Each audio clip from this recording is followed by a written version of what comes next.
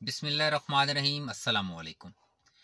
प्यारे दोस्तों, अक्सर मैंने ये देखा है, काफ़ी दोस्त भी मेरे पास जो आते मिलते रहते हैं, तावीज़ात लेकर आते हैं, घरों में पड़े होते हैं। तो पीने वाले तावीज़ जो है ना, ख़ुसूसी तौर पर पीने वाले तावीज़ मैंने देखे हैं कि काफ़ी लोगों ने लिखे होते हैं बाल पॉइंट से या पेन से लिखे होते हैं पीने वाले तावीज़, यानी ये तावीज़ किसी ने पीने के लिए दिया।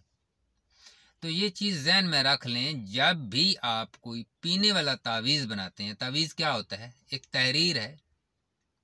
जिस तरीके से आप सूरह अखलास को लिखते हैं एक कागज़ पर और किसी बच्चे के गले में डाल देते हैं, तो ये तावीज़ बन गया। नक्श होता है जो मखसूस खानों में दर्ज किया जाता है, यानी आदाद हैं, वो आदाद की शक्ल में नक्श लिखा जाता है, मुरब्बा है, मुखम्मस है, मुसलसल है, जो भी है। तो पीने वाले तवीज़ के बारे में ये चीज़ ध्यान में रखें। आप लिख सकते हैं कोई भी जो पाबंद नमाजी है, 5 वक्त का तहज्जुद गुज़ार है, वो तवीज़ लिख सकता है। ठीक है।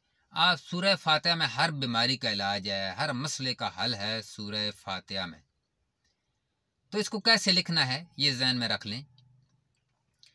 शहद से लिखें, अनार की कलम बना लें और शहद से सूरह फातिहा को लिखें, या किसी भी आया मुबारका को लिखना है, जिसका भी आप लिखना चाहते हैं।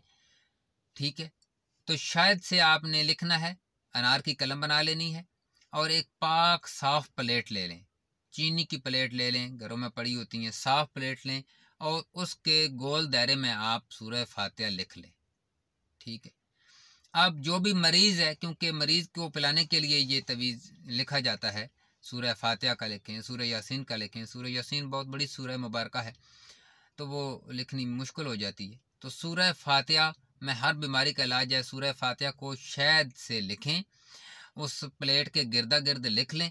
लिखने के बाद फजर की नमाज के वक्त, फजर की नमाज पढ़ने के बाद उस मरीज़ को बिस्मिल्लाहिर्रहमानिर्रहीम पढ़कर उस प्लेट में गुलाब डालें और मरीज़ अपनी उंगली साफ़ हो, उसकी उंगली से उस प्लेट को हिलाए और फिर बिस्मिल्लाहिर्रहमानिर्रहीम पढ़कर उस प्लेट को पी ले। इस तरीके से 7 प्लेटें पी ले। तो गर्ज मकसद यह कि कोई भी पीने वाला तवीज़ लिखना है तो वो शहद से लिखना है। शहद और गुलाब दोनों चीज़ें आप इस्तेमाल कर सकते हैं। ये चीज़ है, क्योंकि बाल पॉइंट से पीने वाला तवीज़ लिखना गलत है, और कोई भी ऐसी स्याही है, पता नहीं उसमें कौन कौन सा केमिकल होता है, तो पीने के लिए वो सही नहीं है। अल्लाह ने कहबान।